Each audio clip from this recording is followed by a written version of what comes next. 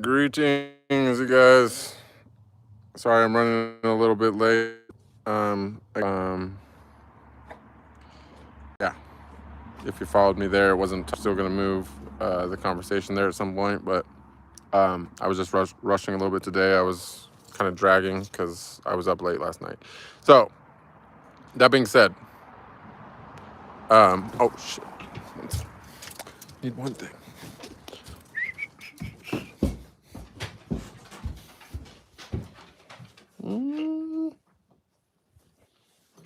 That works. Quick disclaimer. I am not a medical professional. Nothing I say is intended as health advice. And you may change, make your diet or any other aspect of your lifestyle, so you would check with the doctor with before enacting your own life. Furthermore, I'm not a financial advisor. Nothing I say is a recommendation for investment. Thirdly, I'm a law-abiding citizen. Nothing I say is an admission of guilt. And fourthly, all opinions are my own, and in no way affiliated with Google or any other network that you may be viewing or listening to this on. That being said, let's see what's going on in the chat. Thank you to the first 3 people here, or it looks like more people than the showing up on the count. Nestor, always good to see you. Thank you so much. Sheila, have a good day at church. Raphael, good to see you. Good to see you. Shirag, good. Thank you for coming again.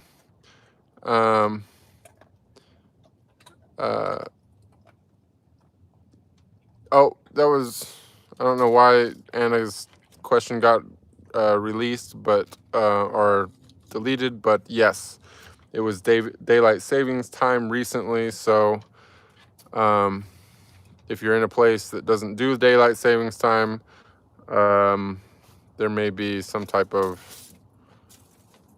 mishap there, or maybe I messed something up. I don't know. It's hard to say. K Now Blow, good to see you.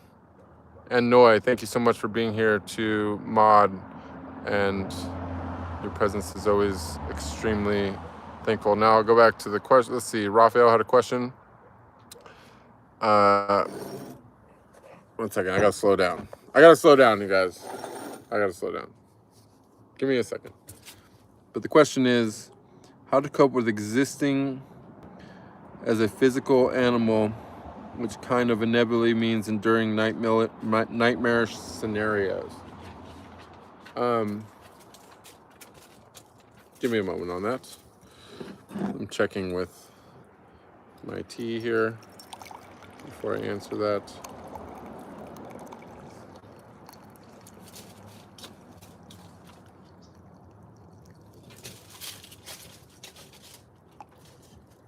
Okay.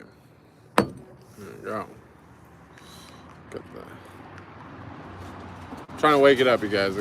Yesterday was a pretty good stream, so I don't want to have an anti-climax right now with the last one. Let me just have a sip of this tea. It seems like YouTube has also increased traffic, or at least they did yesterday. So we may be expecting more people, but who knows what those people will be like. I have a 1-minute delay on subscribers only chat right now.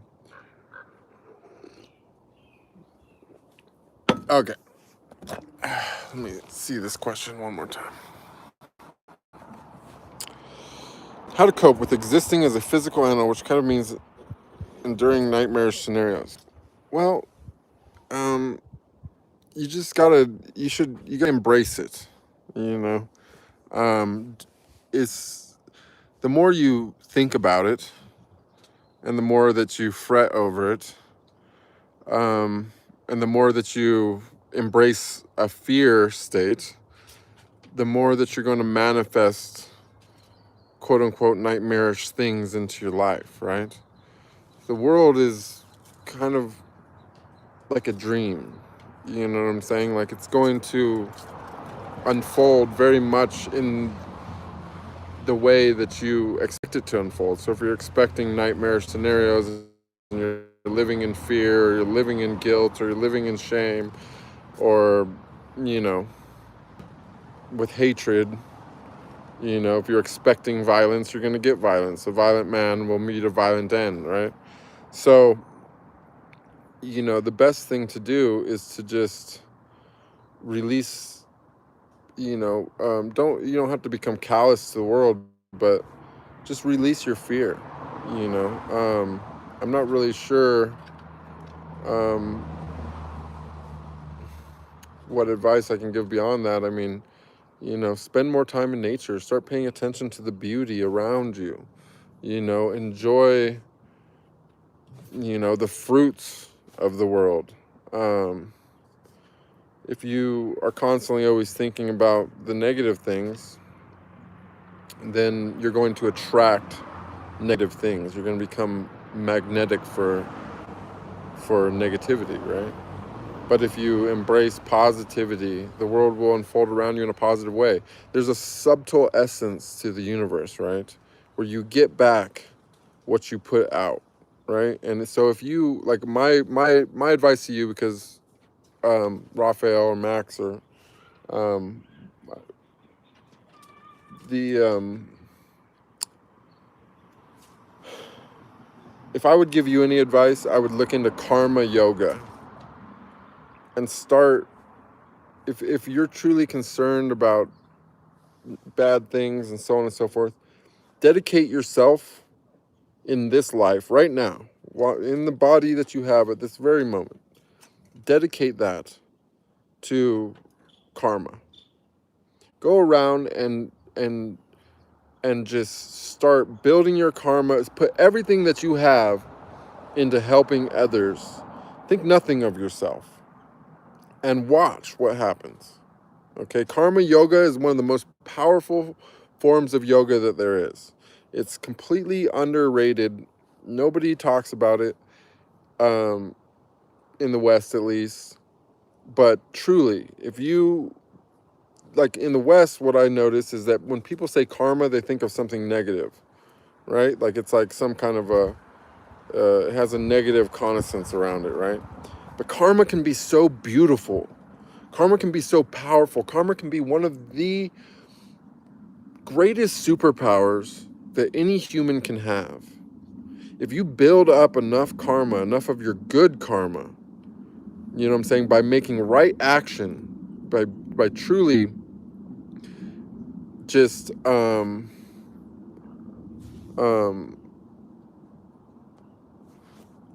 by truly just acting selflessly and giving it 100%, you will get to observe the subtle essence of the universe, right? And how that works. It will come back to you, and it might come back to you in an even greater way than what you put out, right? You might get back more good energy than what you put out. But the thing is that you can't do it with selfish intent. Just act selflessly. And if you're truly concerned about that, then know that this is not something that this is something that you will notice in your single lifetime change around you. But you can also be sure that going forward for multiple lifetimes, you will get to carry this with you, right? Your good karma is going to travel with you the same way that your bad karma would travel with you, right? So karma yoga, Raphael, that's your coping mechanism. Go out there, help anyone and everyone and everything, every animal, every human. Like when you eat a fruit, don't even throw away the seed. You know what I'm saying? Make sure that seed at least makes it to the dirt. You know what I'm saying? If you really want to go the extra mile, make sure that it gets to try to help it get to a habitat that suits it, right? If you want to go the extra mile, when you eat a fruit, take that seed and sprout it yourself and go and plant it, right? Be the God that you would want God to be to you. You know what I'm saying? If you want mercy, give mercy. Give it to everything and anything that you can, anything within your ability. You know what I'm saying? Pay attention where you walk. Don't step on ants. You know what I'm saying? Don't kill bugs. When somebody is freaking out about a spider, put it outside. You know what I'm saying? Sprout your seeds. Don't throw nothing away. You know what I mean? Go help the needy. Like, if you dedicate yourself to this type of action, this right action, you will be amazed. It won't even make sense how much goodness will end up coming to you. It could be shocking. You could try to throw yourself, you know what I'm saying? You could try to crash your world at some point. You could just whatever, and you'll never fall if you get enough good karma. Okay, it's just the way it works. All right, like I would love to be able to break that down in some type of science for you, but it's just the way it works. All right, so karma yoga, that's your coping mechanism. Okay, now back to the chat. Good to see you, K Now Blow, as well. Let's see. Raphael said thank you. You're very welcome. And you know, let's see. Okay, Bible with Sasha's hidden. Okay, so is there anything else that anyone would like to talk about? Because that honestly, right there, the karma yoga explanation is enough for me today. I could be fine with an 11-minute stream. So if you guys got any other questions, lay them on me. Or did I miss something? I'm good, Chirag. I'm good. Yeah, I guess I'm missing. I don't got much going on here. The 1 minute delay on the subscriber thing clearly is keeping the chat down to a minimum. So I'm going to give you guys like literally 1 minute to ask a question of meaningful substance, and then I'm going to log off. Because, let's see, Raphael said, I did notice the subtle essence of the universe. The universe instantly changes when you just slightly change your internal state. And that's true. That is so true. You see, change, I'm going to quote Alan Watts right now, you know, but this is absolutely facts, okay? Change happens the moment you decide. There is no process to change, okay? You change your inside and you change your outside. As above, so below. As within, so without, right? So, you know what I'm saying? Everything is different the moment you think that it's different. The moment that you make the change inside, it's all different, right? And then after that, it's just about going through, you know what I'm saying, remembering that time is an illusion, right? So when you make that change, you start the journey. You know, the path of 1,000 miles begins beneath one's feet, right? So you can dream big. You can dream as big as you want to dream. You can try to save the whole world. You can be a superhero. You can right now. You know what I'm saying? You make that change inside. You know what I mean? Like, it's microcosmic and macrocosmic, right? So it can all start with just tiny things, like planting your seeds, not throwing things away, not stepping on bugs, not killing things. You know what I'm saying? Being conscious of what you eat. Having compassion for people even when it seems like they don't deserve it, but remembering the scope of perception, that you never really know why someone is like that they are, but there's a reason. You know what I'm saying? And so that change happened internally, and it happened instantly. You see what I'm saying? Because you decided this is the way it would be from here going forward. That's virtue. You know what I'm saying? You embody the virtues. You know, someone asked a while ago about morals versus virtues. Morals are just laws that you make for yourself to cope with your ego, right? Because your ego wants to do something different, and you realize that you're not the ego, that you're the one that controls yourself. You're the one that says yes or no to the ego's demands or wants or needs or fears or doubts or shames or guilt or whatever the fuck that voice is saying in your head, right? But when you realize that you're not that voice, then you can set yourself a moral code, right? That's the laws that you create for yourself to cope with your ego, right? But virtue is embodiment. That means you just decide, this is it, this is me, this is how I am, this is how I will be. You know what I'm saying? So that's that. Noy says, how to face fear that is produced by trauma. Well, there's different types of trauma. There's mental trauma, there's physical trauma, there's emotional trauma, right? So the difference between these things are, like, you know what I'm saying, mental trauma would be like trauma from like work. You fucking overworked yourself and you've burned out, right? So you're traumatized by that, right? Physical trauma obviously is like something that happened from like an injury or an illness or something or so forth, right? And then emotional trauma is like from, you know, something that happened to you that was bad. You know what I'm saying? A bad experience, right? So all these things kind of help form our ego, our personality, right? But they're all memories. When you say trauma indicates something that happened in the past, previously. So, by staying present, right, which is a reoccurring thing here that we've talked about a lot, it makes it very easy to, not easy, but if you truly can become present. You know what I'm saying? You know, physical trauma might be different. You might have to deal with actual injuries and so on and so forth, and you know, that's kind of like, for physical trauma, you might have to detach with the physical body, right? And remember that you're not this body, that you lived before this body, and that you will continue to exist after this body, right? But you, in doing that, and through the spiritual path, you can also heal, right? But you just have to have patience, which is a virtue, right, for healing.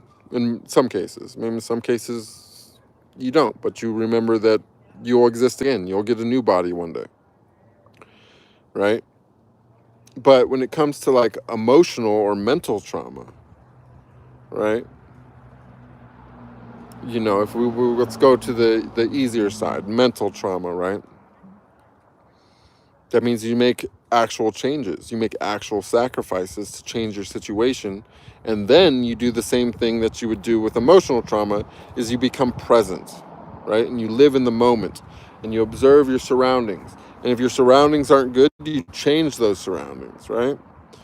But if you can't change those surroundings, then you embrace those surroundings regardless of them not being perfect, because you got to be present is to accept things as they are, not how you want them to be. But it also means that you don't live in the past and you don't have desires for the future, right? So you can create small moments like this, for example. You know what I mean? Like, I was in prison for 4 years. I could sit around and be like, fuck, I hope I never get arrested again. I hope I don't get framed. I hope something, this, that, and the other doesn't happen to me, and that my record somehow comes back to haunt me. And I could live my life like that, and I could hide, I could not interact with people, you know, so on and so forth. And I could allow that trauma from the past into my present, and then that would create fear, right? But instead, what I do is that I become present. You know what I'm saying? I look around, and if I don't like what's going on, I can just go out into a nice place in nature, whatever, and I look around and go, wow, this is so peaceful. Like, I'm right here. I'm right now. Like, that's just a memory. Not only is it a memory, but I probably don't even remember it perfectly. You know what I'm saying? And how many other things could have happened which I didn't decide is wasn't traumatic to me, because I didn't remember it. You know what I'm saying? You just pick up little things throughout your life, and those form your core memories and your traumas and your you know, your ego mind. But when you realize none of it exists anymore, it's just a memory. And you might not really, if you embrace the idea of how bad the human memory is, like how much it doesn't really uh, retain things accurately. It becomes more easy to release things like that, right? And so you just work on that, work on your ego. Face, I mean, you know, not everything is even creatable. So if you can't really face something which can never happen again, which can't be faced, right? But if it is something that can happen again, then you would analyze yourself and say, how could I better cope with that situation if it does happen again? And then perhaps even go super deep into the shadow and put yourself in that situation and watch how you deal with it now that you have experience with it. Then you can realize that those experiences and those traumas are not actually traumas, but they're actually valuable experiences which taught you something. They become sages. They become your teacher. You know what I'm saying? Arnav says, how are you? Any thoughts on to be more energetic and more aware? Well, it really depends what you mean by energetic. Like, you mean like having like physical energy and like doing more stuff? I mean, being aware is, I mean, awareness is also, ties into being present, right? If you're constantly thinking about the past or the future, neither of these things are ever going to happen again. The past will, even if something similar to the past repeats itself, it won't be the same, right? And the future, you have to have you either have to be really, really deep in your ego to think that the future is ever going to come out exactly like you plan, or you have to be stuck in an extremely, tight loop. And if you're stuck in a loop, you got to break the loop. You know what I'm saying? And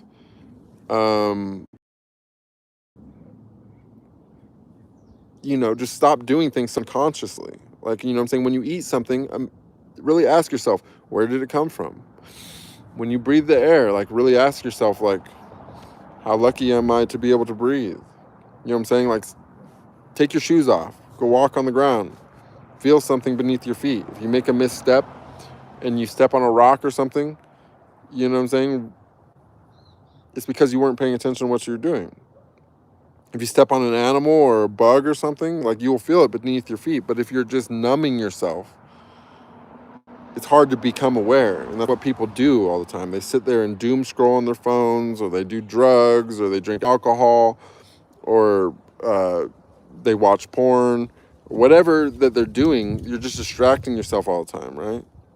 So how can you be aware if you're constantly seeking distraction? Right? Just, you got to quiet yourself and become present and become aware. You know what I mean? I don't know what more I can say about that. Like, awareness is awareness. It's something that shouldn't be a struggle, but yet it is for most people. You know what I mean? Like, even breathing, you just, if you're just like unconsciously mouth breathing all day, it's not awareness. Like, if you're aware, you're feeling every breath. You're feeling the earth beneath your feet. You know what I'm saying? You're aware of what's going on. If you have pains in your body, so on and so forth.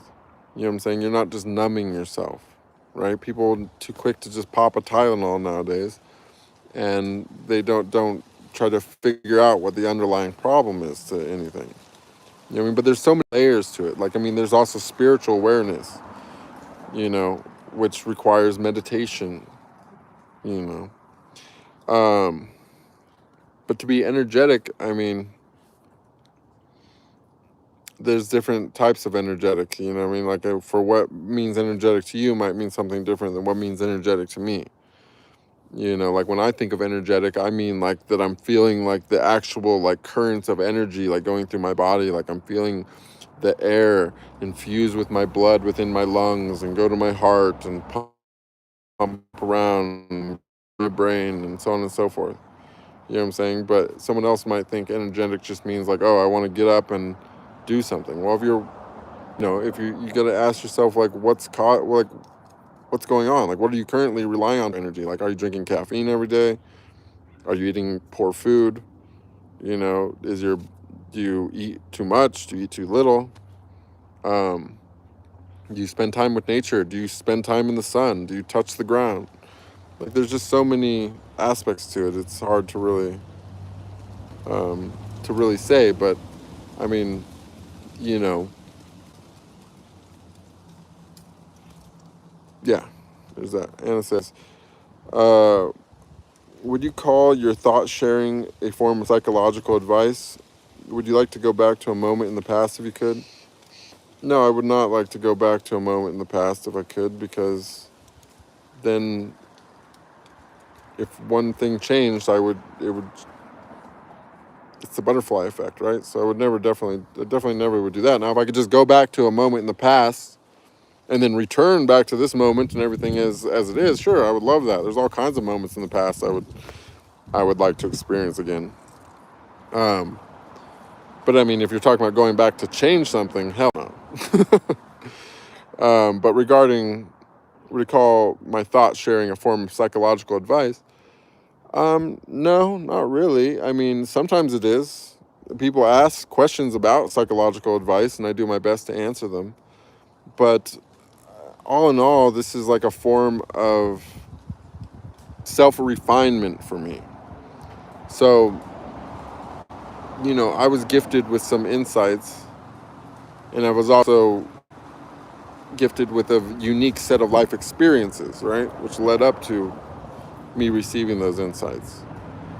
And I also realized the fact that we are all one, right? And my spiritual process mainly revolves around not having thoughts and not thinking things, right? And so that's good for me and that works for me and that's what progresses me. But when I realize that you are me as well and you have questions, then I feel obligated to try to answer them, right? Because I um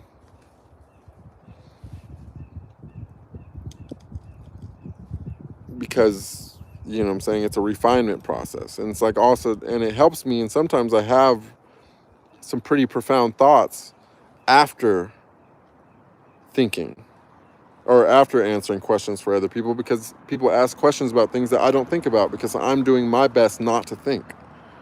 What I'm saying? I spent my whole life thinking. Like, I've always been really, really deep in my head historically. But um now my process is different. So this is a way of me circling back around, and when I don't, you know I have to, it helps me become in touch with my intuition, basically, to answer questions for people about things which um I normally don't think about. Do I ever dream about my final exams? I don't know what you mean about final exams. You mean like school? In that case, no. Chirag, Chirag says, the spirituality needs sacrifice because here we thought is the need to sacrifice something to gain something in the spiritual path. Yeah, I would say so. But I mean, sacrifice is like, it's an interesting word. You could say that it needs sacrifice, right? But what is sacrifice? Sacrifice kind of like indicates that you're you know um losing something, right? Like, do I think that sacrifice, like spirituality, requires sacrifice, like at an altar to a god, something like that? No, I don't. It requires sacrifice of the self. You got to sacrifice your ego. You know what I'm saying? You have to sacrifice um, your personality. You have to from yourself. You got to sacrifice that which you believe that you are, because it's not who you are. Like, you're not your job. You're not the thoughts in your head. You're not your body. You know what I'm saying? You're not your emotions. You're none of these things.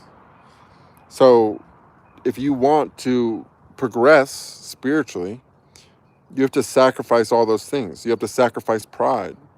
You know what I'm saying? You have to sacrifice food, but food to yourself. You know what I'm saying? Like, when you go leave food in the altar or something like that, it's not really about giving to the God. It's about taking it away from yourself. It's about taking something out of your own mouth. It's about spending your money on something that you're not going to eat. You know what I'm saying? You know what I mean? Like, you got to sacrifice, be willing to sacrifice comfort. Be willing to sacrifice, the idea that you know something. Because none of us know anything in comparison to the whole. Right? So when does it require sacrifice? Yes. It requires sacrifice, but sacrifice of the self. You know what I'm saying?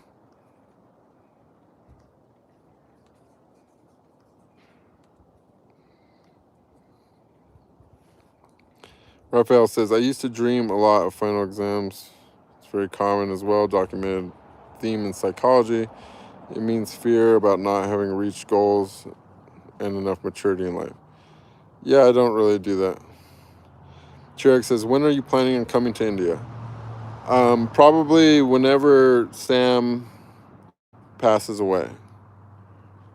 It'll probably be one of the first things that I do when that happens. And I will probably start off in silence. But it's definitely a top priority. I think that whenever that does happen, I will probably go spend some. I really, like, above all places in India, I'm very interested in Varanasi. I don't know if I'm saying that right, but you know, Sam is 8 years old. I don't know if he's going to be 8 in January or 9 in January. I kind of forgot, but you know, but yeah, I mean, I would be there right now probably if if he was legal there, but there's laws against his breed type. Even though technically his breed is an American Bully, which is not actually banned, but he looks kind of like a pit bull, and so I wouldn't want problems. I don't know how strict they are, if it's possible to bribe off the cops or what's going on. Not that I would ever bribe anything or do anything illegal, but it would be interesting to know. But in the meantime, I'm going to prepare myself as well by looking for a place nearby, somewhere where I can bring Sam with very high elevation. So I'm going to try to make some adaptations, because I know there's a lot of places I want to visit in the Himalayas as well. So I'm kind of working on adapting myself to, like, high altitude. Funko Pop says, love is the ultimate purpose of life, ? Reason being, life is Hunger Game. Matrix, power doesn't matter without love. Love has your best interest. Irreplaceable. No doctor can save you. I would say that I more or less agree with that. Love is kind of like the ultimate bliss, right? Like the highest state that one can really experience. I don't know how much one can stay in a state of absolute unconditional love, because that is a god-like, that's a god state, right? So when you're in a state of love where you love everything and everyone, even the most horrific things on the planet, that's the state that our creator is in, right? But at some point you can merge with that creator, right? And then you can also experience something else, right? And that's not really super important for this conversation. So I think that love is basically what everybody should be focused on, because that's what God's focused on, right? But love, the problem with love is that love is also creates a massive attachment, right? So while the greatest experience that a human can have is like cosmic unconditional love, right? This is the very most amazing experience, like the most ecstatic, blissful experience that a human can have. And yes, it will heal you in ways that nothing, like beyond any kind of comprehension, right? It can heal your physical body, your soul, your everything about you can be healed through love, right? It's one of the most powerful things. But upon experiencing that, you can also realize that that creates attachment, right? And so if you want to stop reincarnating on this planet, I think that once you do experience that, it's important not to get completely and totally lost in it, but to hold on to it, to continue loving everyone and everything, but to shift to focusing on detachment and authenticity at that point. But this is way more advanced than what most people will ever get to worry about or experience, so I don't really need to talk about it that much. So yes, love should be the focus above all things, because suffering is such a big part of this thing as well. And so to love in totality is to love suffering. You see what I'm saying? So yes, I'm gonna say yes. Love is, I don't know if it's the ultimate purpose, but it's the ultimate goal for somebody that wants to experience the divine. Raphael says the American bully has a average life expectancy of 8 to 13 years.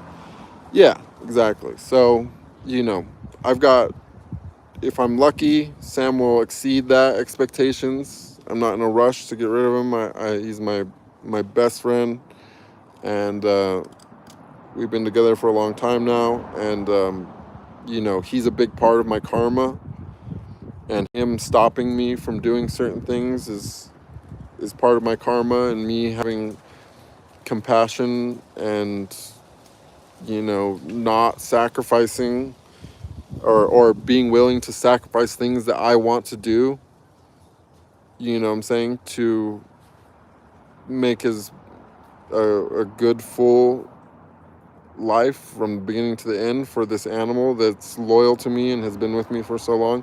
It's all part of my karma, right? So, you know, sacrifices come in many ways, right? Um, and, you know,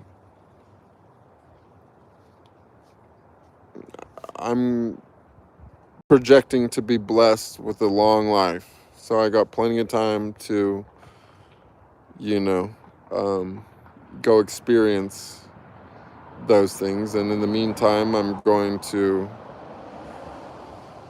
enjoy my time that I have with Sam. And there's also places that I've not been and things that I can do. And truly, like, as much as, you know, spirituality and yoga and things like that have created a huge interest in that part of the world for me.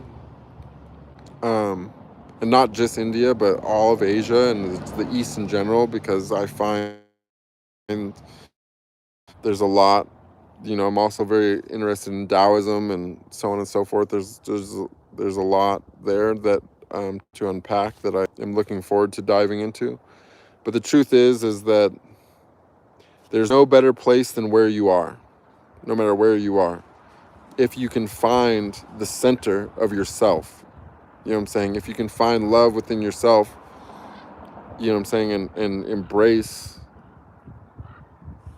things as they are rather than as you want them to be, you know what I'm saying, and staying present and just appreciate every moment that we have, regardless of the fact that this world is a Hunger Games and full of, you know, crazy levels of suffering and ignorance and despair and everything else.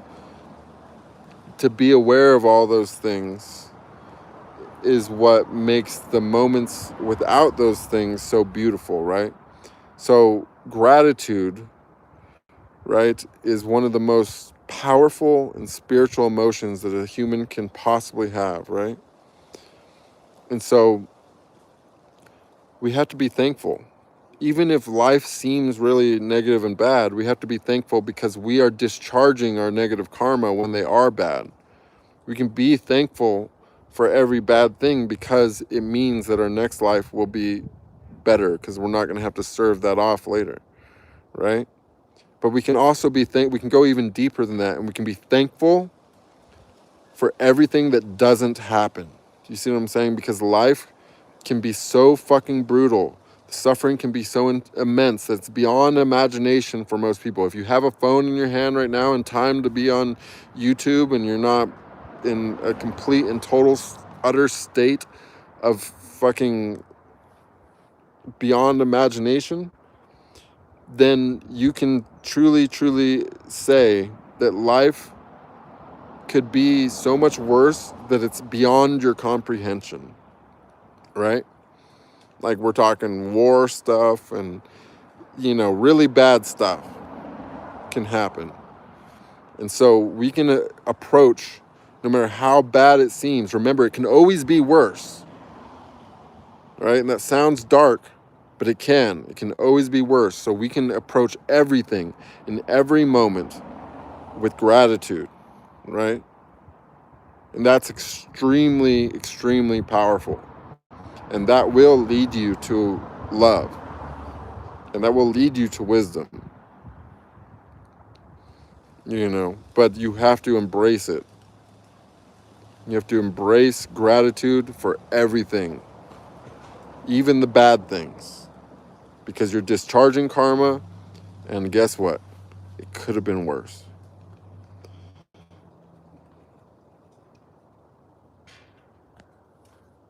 Cherrick says, I would never say Sam passed away. Never.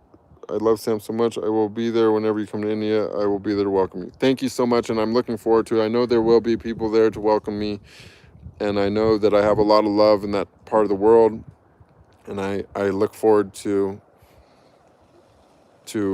getting to explore that and all of Asia really when the time comes, because not only is Sam illegal in all these places, my current form of the way that I support myself in a capitalistic world is also illegal through almost all of Asia. So, you know, I also have some preparation to do there. Hopefully, maybe one day that, you know, I know the cost of living is much less in other parts of the world. And, you know, I'm not trying to be, I'm not trying to be attached to outcomes or whatever, but I do have faith that when the time is right, that things outside of my normal type of business will at least come to the threshold that will open up these parts of the world for me without having to do what I'm currently doing now to support myself. Do I remember my school days positively? I mean, I guess kind of. I didn't like school, but I used to like to fight. And I used to get in a lot of fights at school, and I liked that. Just being honest.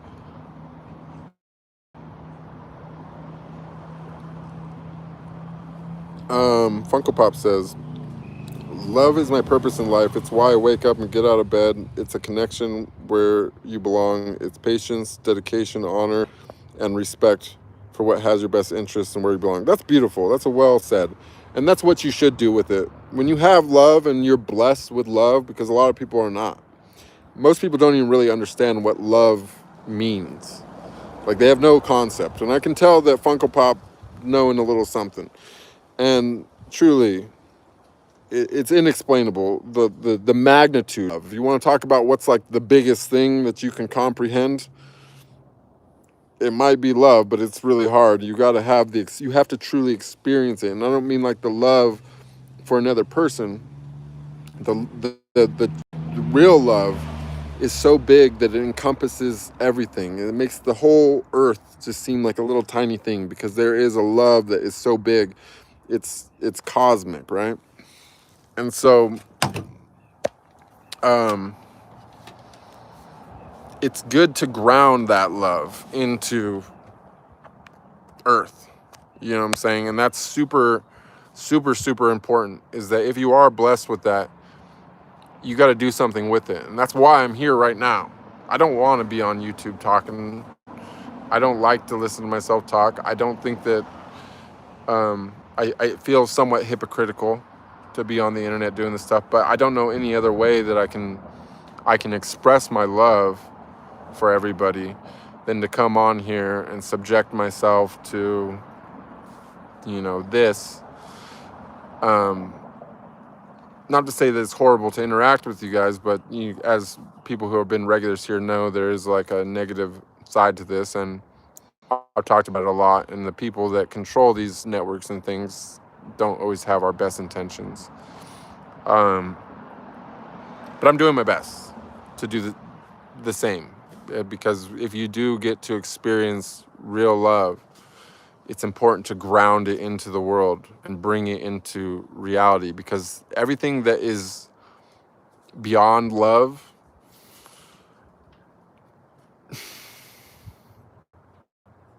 it's a personal thing. You know what I'm saying? Love is the greatest thing which you can bring here into this planet, which you can bring here into the world, you know what I'm saying, into humanity and so on and so forth.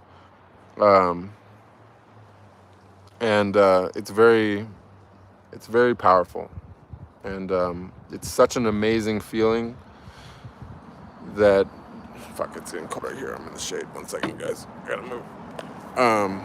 That it's something that when you realize that this experience and that this feeling can exist, you want to bring it to everybody. You want everyone to be able to experience this, because literally you could have when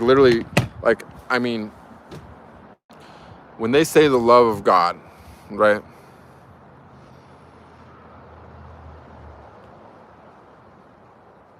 It is impossible to be the same after you experience that. You can no longer ever you can't harbor malice inside you. You can't have hate inside you. You can't do anything but have compassion, right? Because, love showed me the most horrific things that I've ever seen.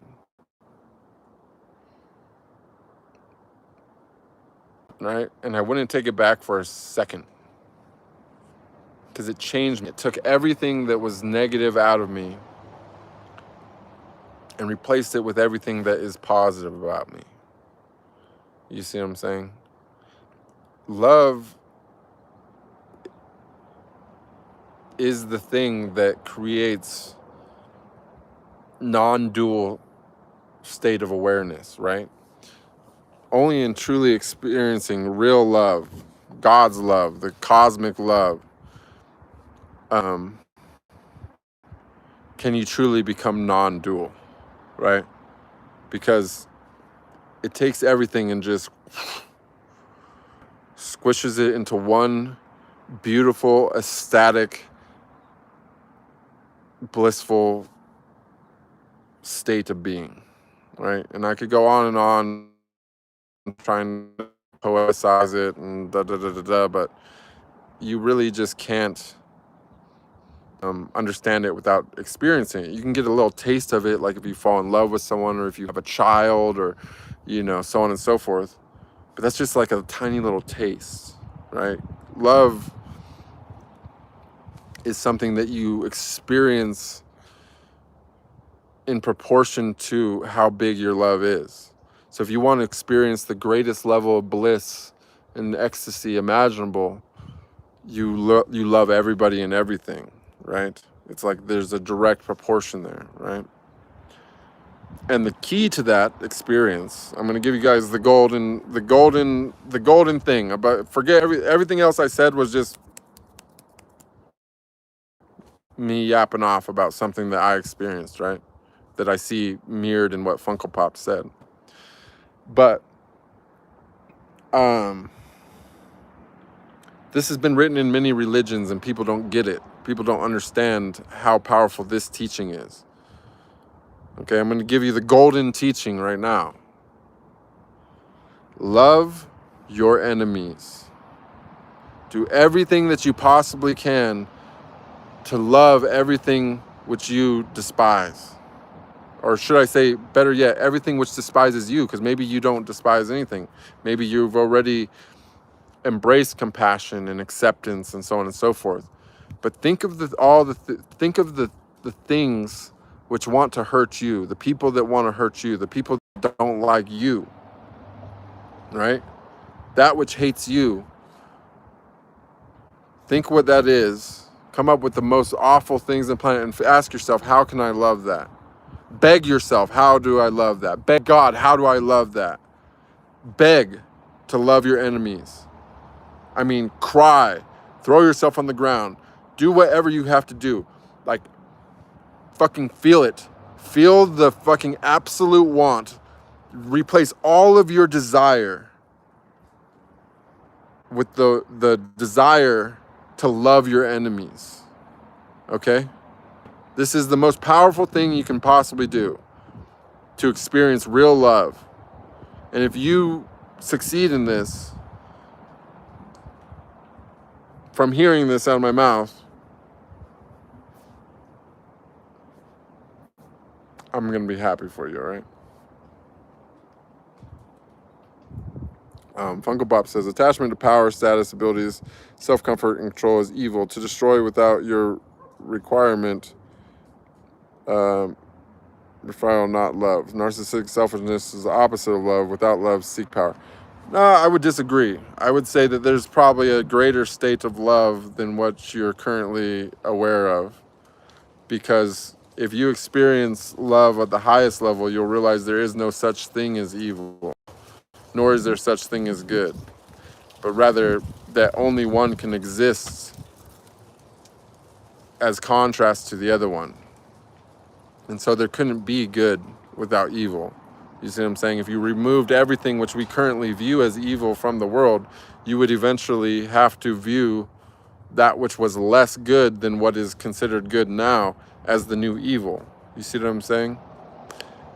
But it's hard to understand without loving your enemies. You have to learn to love your enemies first. You have to, that everything that you view as evil right now, Funko Pop, people who are attached to power, self-comfort, and control, narcissists, so on and so forth. Your key to experiencing love in its absolute fullest is to figure out how you can love them in totality. When you can love everything that you hate,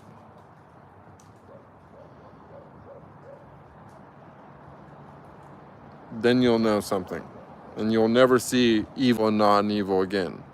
You'll never see duality again. Duality will be ripped out of your body, and you will no longer have an opinion on any of that, because you'll realize that we came here to experience duality, and that's the reason why we came here to experience duality, is so that we can experience love, real love.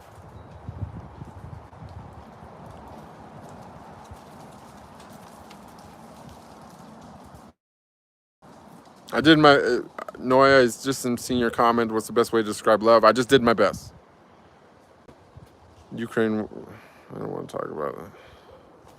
Sorry about what's going on over there if you're over there, but I'm not going to get on on that page right now. Raphael says, the funny thing is that whenever you are happy, you are already doing the gratitude thing without being aware of it. Even in your happiest moments, you could have chosen to look at the dark side.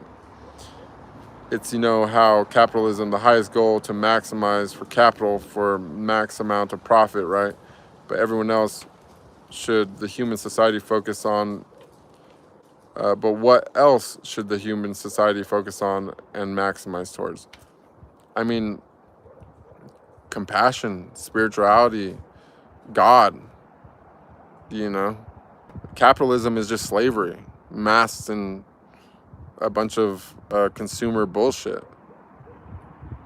It's a soulless system of slavery. And the only reason why, and the people at the top know that it's horrible, but the fact is that they don't plan on dying. You know what I'm saying? They're going to live much longer than everyone else. Capitalism is just temporary. They're going to get rid of everybody. That's why they're poisoning everyone's food. That's why they got all these cell phone towers and shit set up everywhere. You know what I'm saying? It's slavery of the highest form. Nobody escapes it. You know what I'm saying? The money's not even backed by anything. It's just numbers on screens. They don't even have to print the paper anymore. So, you know what I'm saying? Everything in a capitalist society has to do with whatever costs the most money. Everything below at the lower tier is just the carrot dangling in front of the donkey. People are just chasing the carrot into the grave, right? But meanwhile, when you participate in capitalist society, you're really just building weapons of war, because those are the most expensive things. That's what everyone spends the most money on, is military bullshit. So not only are you slaves, but you're soldiers when you participate in capitalism.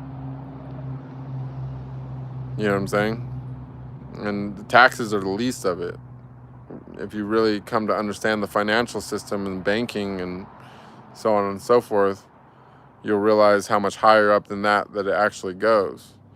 And that the military and all that is just, those are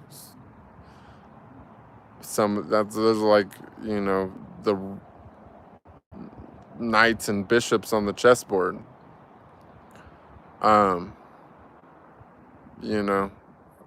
It just, capitalist society is horrible. But the thing is the people controlling all of it, they're looking at a bigger time frame. So it will eventually change, but it'll change because almost everybody will be gone.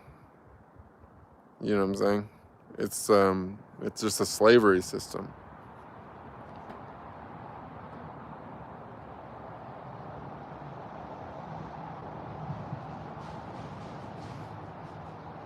B. Rob or Brave says, every love song I heard growing up, I thought it was just about physical emotions. When I woke up, I hear love songs and sing to myself now.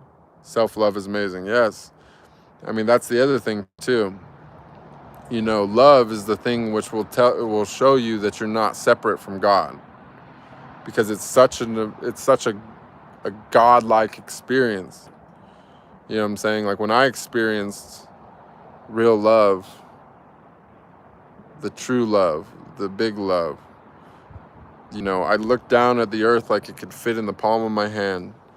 And at the same time, I looked through every single person's eyes simultaneously and was experiencing billions of a moment of time of billions of people's experiences. Seen every beautiful thing and every horrible thing and felt every emotion imaginable a billion times over, right? And in that moment, it was 1% of my mental capacity to experience all that,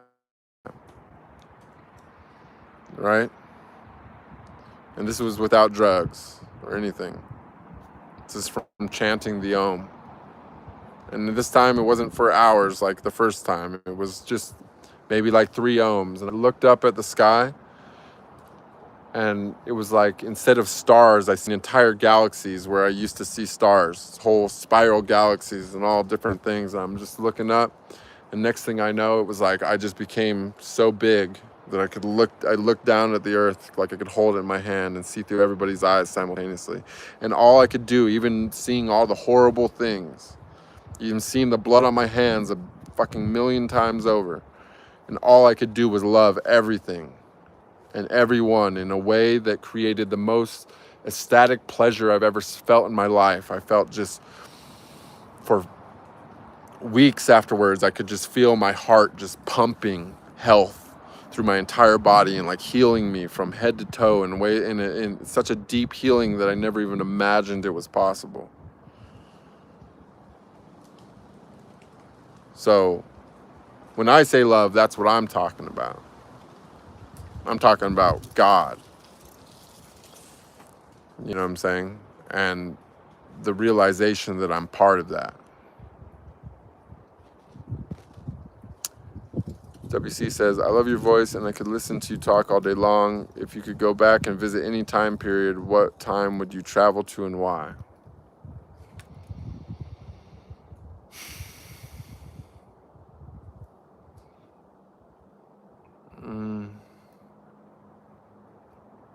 I don't know. It's hard to say. I don't really believe in time. I think time is an illusion. You see, I've experienced many different time periods, and I've experienced them simultaneously. Right now, right here in this body that I'm wearing at this moment. And so I realize through doing that there is no time, and that everything in this universe happens simultaneously, and it's just us that is experiencing that which we view as time. It's our way of breaking things down into something which is comprehensible to the ego mind, right?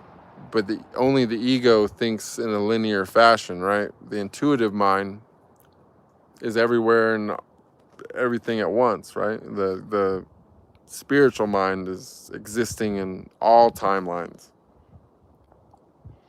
right? So I guess I probably wouldn't go back to any time. Like, I don't even know that anything, I don't know that even this exists right now. As a matter of fact, I know that it doesn't. And so I also know that all of history is just an agreed upon lie.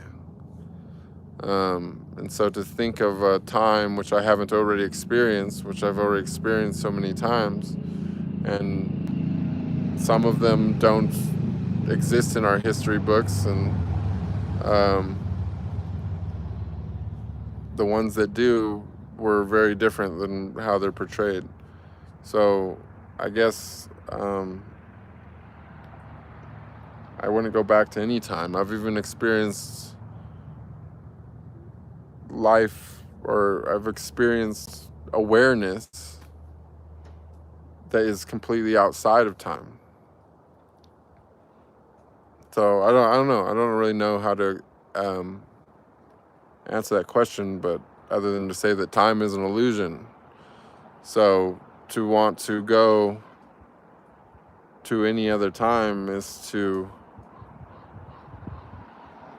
would be to reattach myself to illusion, which one of the most massive spiritual experiences I've ever had was something that happened outside of time. And that was what woke me up from the illusion of time and all other illusions as well. But I hope that was still a valuable answer.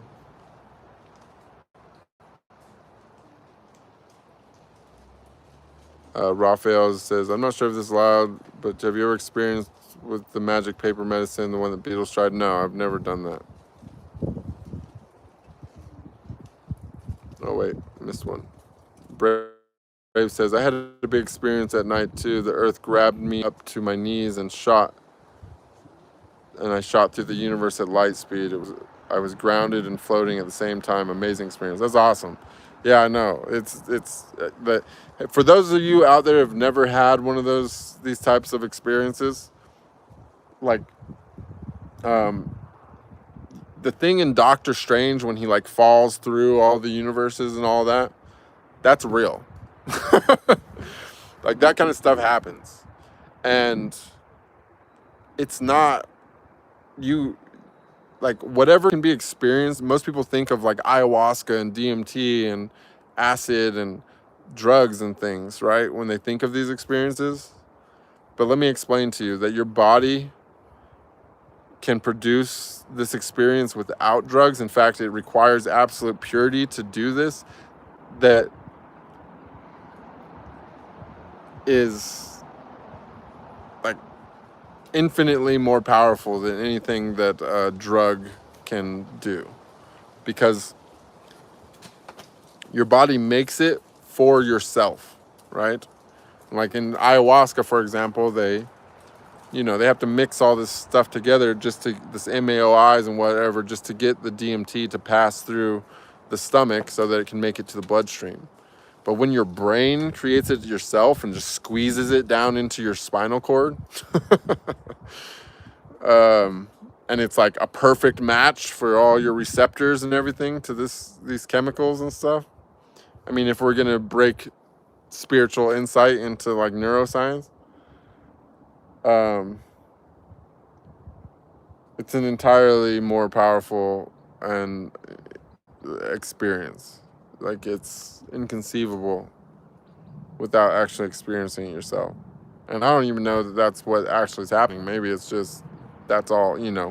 As much as this body is an illusion, is just much anything else. That maybe that's just part of the dream that we're having. That kind of stuff is possible, and that there's some type of science behind it. But the truth is that understanding how it happens, or why it happens, or what goes into it happening doesn't help make it happen.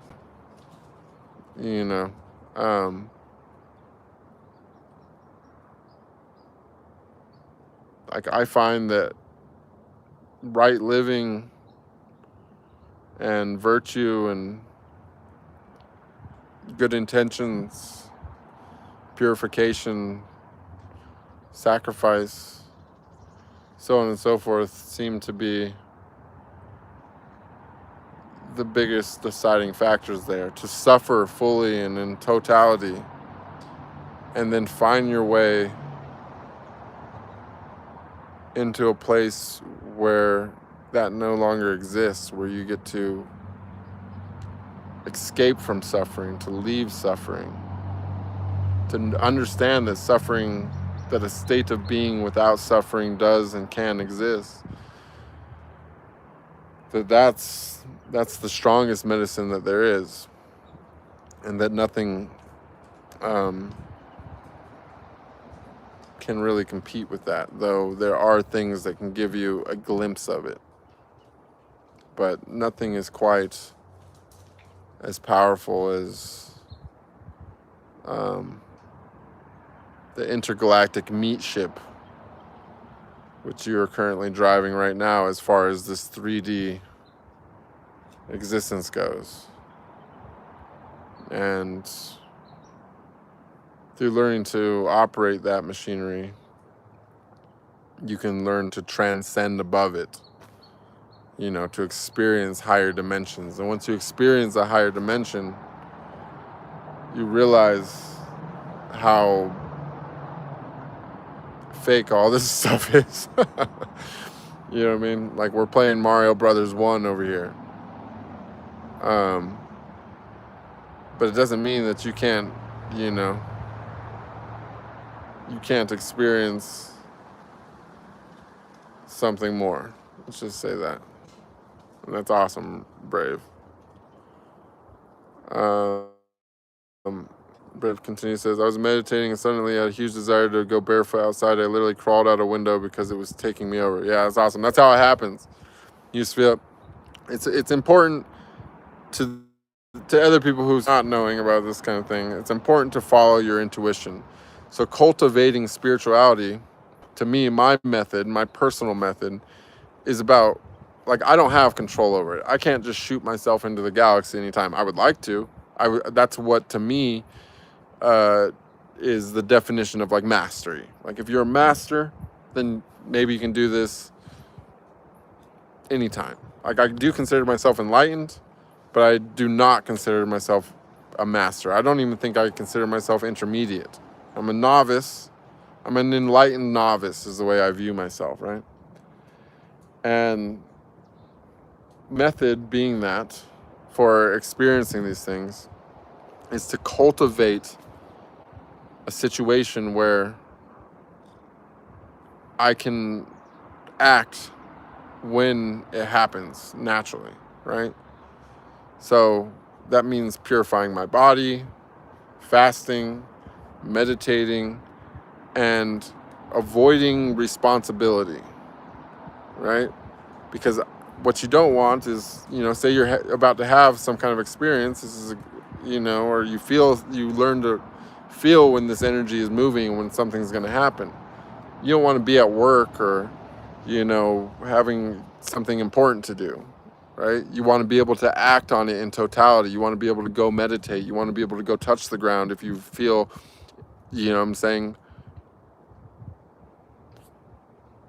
compelled to do so. You need to be able to follow your intuition, because the intuition is like so much more powerful than the logic ego part of the mind. The intuition operates through emotion, right? Through subtle energy, through it compels you to do things, right? But the reason why it does that, why the intuitive mind doesn't talk to you, it makes you feel things, is because it's so advanced that the things that it's calculating can't be put into words. So it knows way more that's going on than what your ego mind does. But at some point, through spiritual, or like once these things start happening, your goal is to unite the two, right? To unite the masculine and feminine, to marry Shiva and Shakti. You know what I'm saying? There's many ways of putting it, right? The yin and the yang, like there's different religions and practices have different ways of saying it, but it's about merging the two halves of your brain, the intuitive and the logical, right? And this merger happens here in the frontal lobe. And when you merge those two things, everything changes, right? But it's not really too much you don't have to think about that too much, because that process happens naturally and intuitively. You have to follow your intuition. So you have to cultivate a situation where not only are these things happening, but where you can act on them when they do. You see what I'm saying? And so if you piling on, you're a workaholic and you've got long hours and you're doing all this stuff, okay, living in capitalist society and prioritizing, worshiping the fucking fake slavery tickets, then it's hard to progress spiritually, right? So that's what is really is the best. That's my method anyways. I'm not saying it's the best. I'm saying that that's just how I go about it.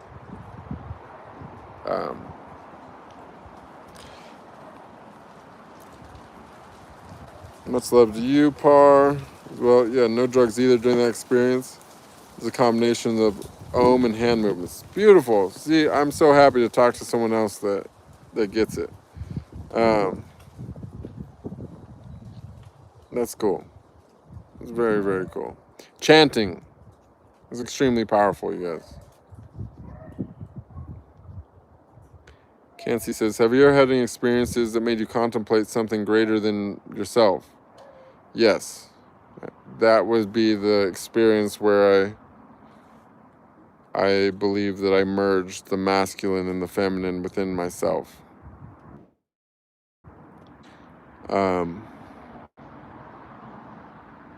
Which in some way, I guess, I did say self, but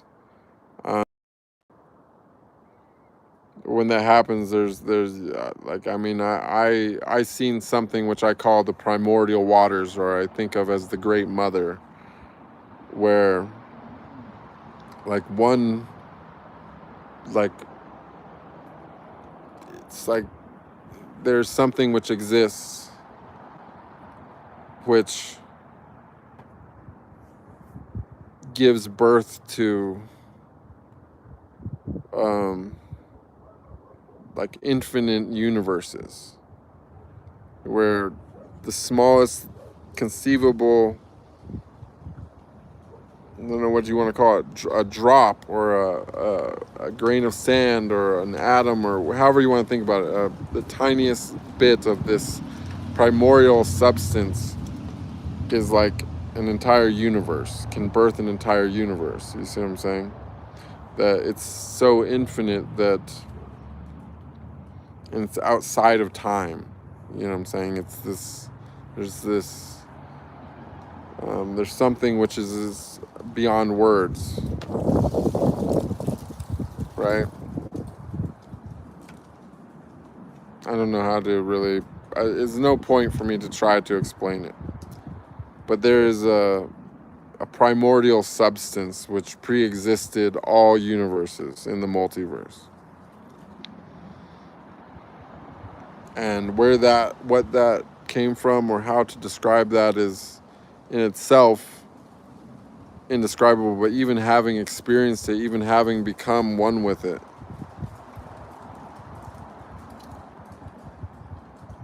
you know, I still have the intuitive feeling that that means that there has to be something which is imperceivable, because I perceived it, even though that is beyond words, that there has to be something beyond my perception still. You see what I'm saying? And that thing which is beyond my perception is the thing that creates the subtle essence of the universe, because it's through right living and virtue and sorry guys, my brain's melting a little bit right now.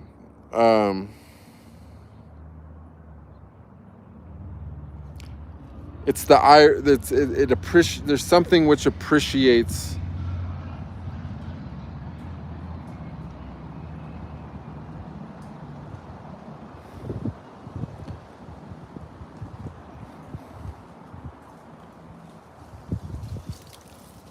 there's something that makes it all possible, right? And that is and it's aware of us, even though it's so hard for us to be aware. It's impossible for us to be aware of it in a conscious way. This is why we call it subtle. That's why we call it the subtle essence, because there's something also that is beyond comprehension, right?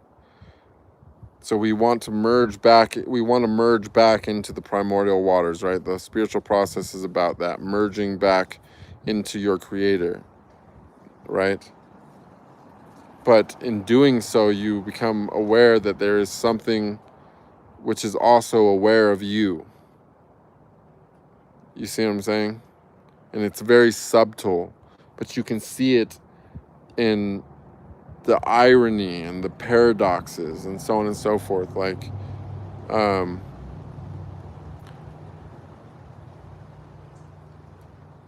that's what creates the essence. You know what I'm saying? This is where it's about having a relationship. If you can form a relationship with that which is imperceptible, this is when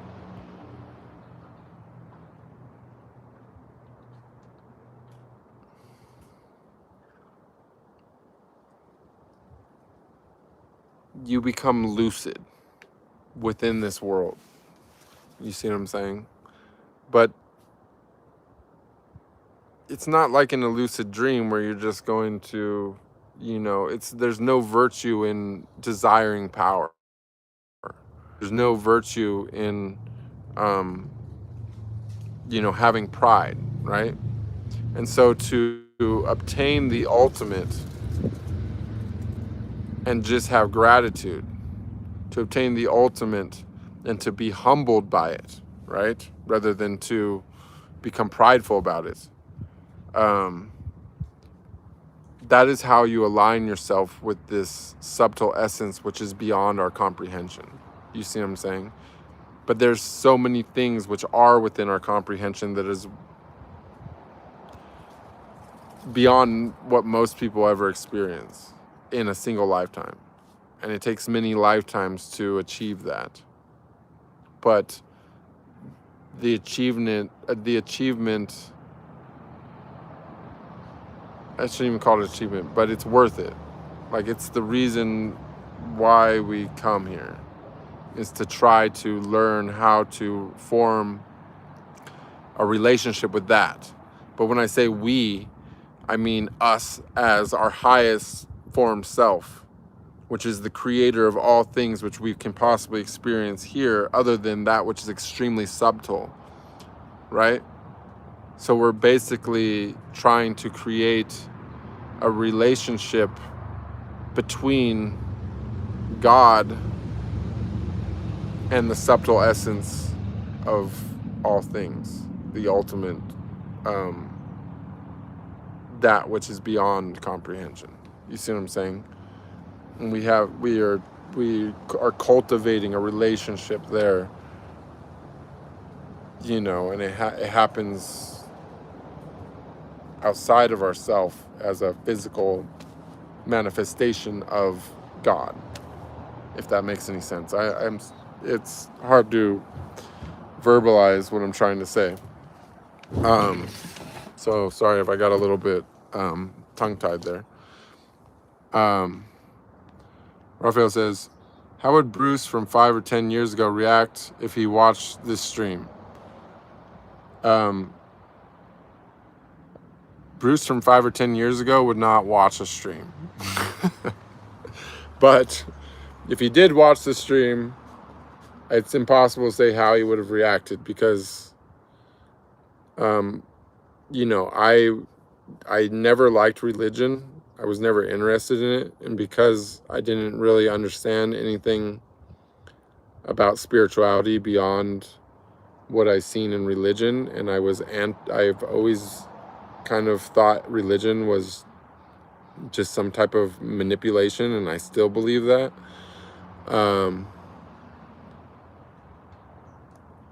I don't know if I would have heard this specific truth, if it would have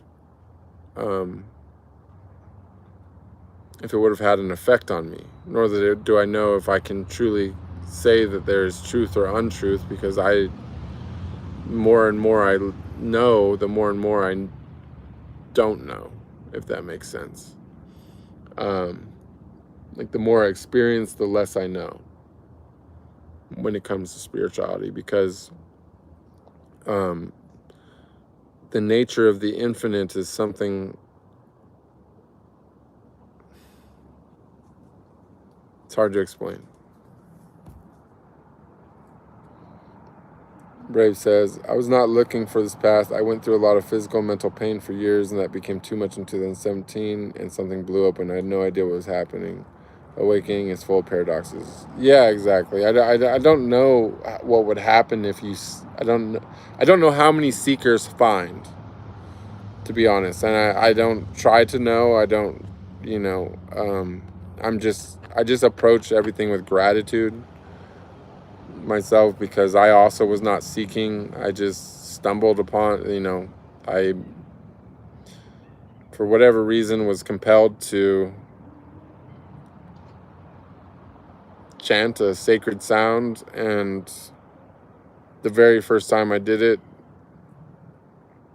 everything changed. Funkobot says, do you think digital money run by AI is the warning from the Bible? Red or blue ain't saving us. Two cheeks of the same. I would agree on the two cheeks of the same donkey thing. It doesn't really matter if it's a right boot or left boot on your neck, if it's the same wearing both boots. I don't really particularly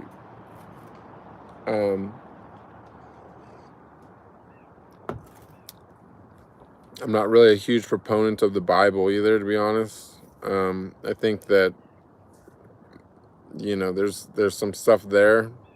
It's deeply hidden, deeply coded, and um, it would, in my view, it serves as a greater distraction than anything, and it's been so heavily changed and doctored and manipulated that it doesn't really have any value left to me personally. You know, most Bibles that we come across in the West literally are called King James Version Bibles. It's the most popular one here. And as soon as you put the word king and version into something, I think it discredits it in totality, and you can't, it's hard to imagine that that version is the first version, or that any of the other versions were the first version, especially when we know for a fact that it's been translated through multiple languages, and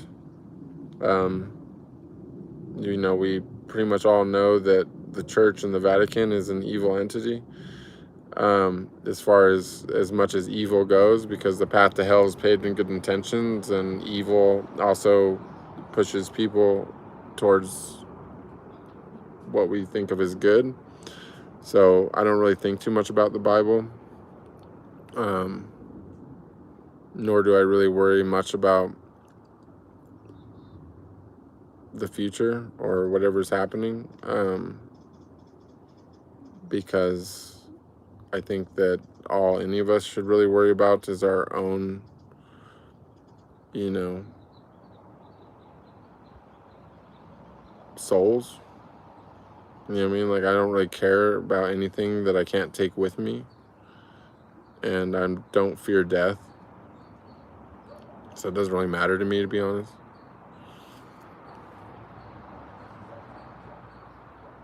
Yes, balance, indeed.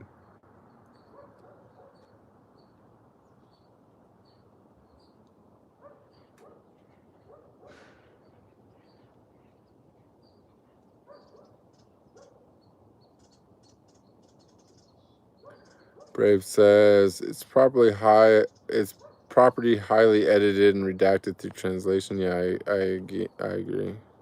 Funko Pop says, so how is mandatory biometric digital money going to affect humanity? The whole world is rolling it out. I don't really care, to be honest. I mean, it's happening. I'm here. I'm observing it. I'm just watching the show. Like, this whole thing is just a really interesting, like,